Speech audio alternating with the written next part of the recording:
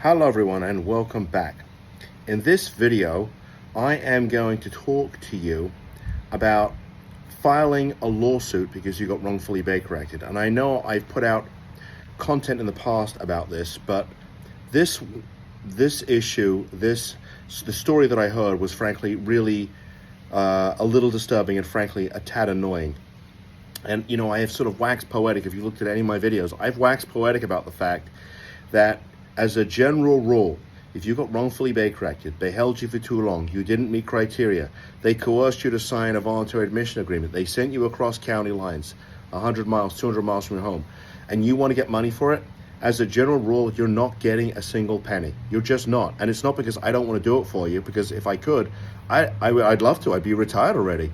I mean, I get 2 or 3 calls every day from people who got wrongfully Baker Acted, and I've had a family member Baker Acted too, and I was there when it went down, so I know what this feels like.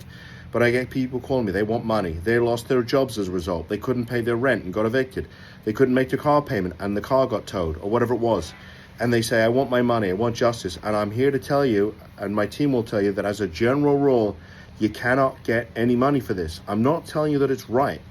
I'm just telling you that's the statute. That's what's written in the statute, that as a general rule, you're not getting any money. And the reason for that is because the facility, the hospital, even though they are private entities, they are agents of the state's mental health system. And as an agent of the state, they enjoy the same immunity from being sued that other state agents enjoy. And so the story that I heard was, and it was from somebody that I know, like, and trust, who is in the behavioral health space, was that there was a law firm out there who thought they'd be clever and go and file a lawsuit. And I don't think they actually ended up filing a lawsuit. I think what they did was they wrote the facility a nasty letter saying, if you don't give us money, we'll sue you. You know what the facility said? Go do what you need to do. And in the end of the day, I think they got a couple $100, and I mean literally a couple $100.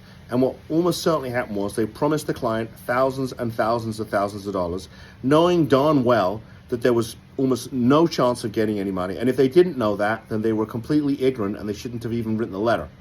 And I had a chat with this person I know, like, and trust, who was involved in the case several months ago, and I said, I'm going to tell you, this is going to go nowhere. There's no right to any of this. And I said, look, I get letters, I get people emailing me all the time. Send the facility a letter, they'll just give us money. No, they're not going to. And I think what's probably going to happen in this case, because if the facility had actually been sued, as opposed to just getting a nasty letter, you know what they would have done? They would have filed not only some type of countersuit, they probably would have asked for an award of attorney's fees. And you know who would have paid that? The client, not the lawyer, the client. Now look, if you've been injured in a facility, that's different. I had a young lady that was raped in a facility. I had somebody who got a broken nose in a facility. I had somebody actually was allowed out of a facility, and then that individual committed suicide. Those kinds of cases are different, okay? That's not a violation of the Baker Act. That's some type of negligence claim, and the statute's pretty clear about that too, right? If it's a negligence claim, that's a different story, because the facility has a duty, a legal duty, to keep you safe and do what's in your best interest, not what's in their best interest.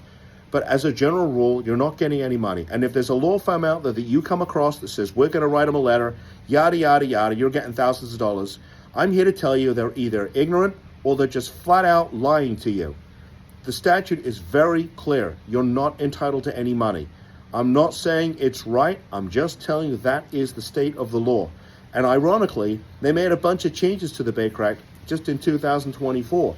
They could have given us the right to sue, but they didn't. They have kept that immunity section in place.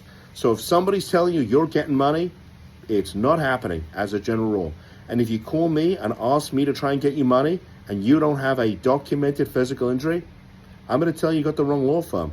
Because otherwise what will happen is I'll probably get a bar complaint and you'll get whacked with attorney's fees.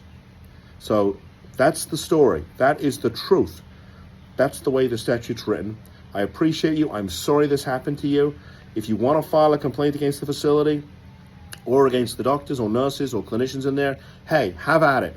I have a lawyer that I refer those cases to. He's a brilliant guy. I have tremendous respect for him. I'll happily give you his phone number. and he will charge you a fee, and you can file a complaint. And I would encourage you to do that if you believe that your rights were violated. So I hope that puts this whole getting money thing to bed. I'm sure it won't, but I'm just here to help you guys and tell you the truth. So if you like this video, I'd love a thumbs up. And if you could subscribe to the channel, well, that'd be even better too. So thanks for tuning in. Bye-bye.